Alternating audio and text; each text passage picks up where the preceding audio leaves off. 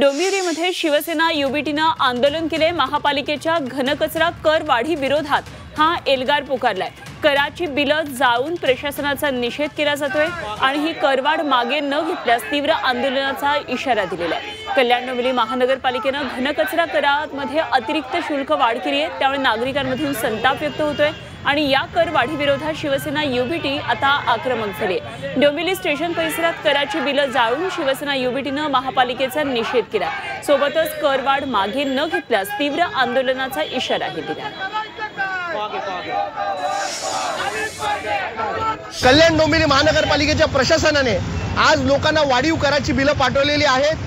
8-8 हजार रुपये लोकांचा कर वाढलेला आहे आणि याच्या विरोधात आज आम्ही ही कराची बिलं जाळून कल्याण डोंबिवली महानगरपालिकेचा निषेध केलेला आहे आणि याच्या विरोधात तीव्र आंदोलन सुरू करण्याची आज आमची भूमिका आहे आणि कल्याण डोंबिवली महानगरपालिकेच्या करवाढी विरोधात एक तीव्र आंदोलन आम्ही छेडणार आहे।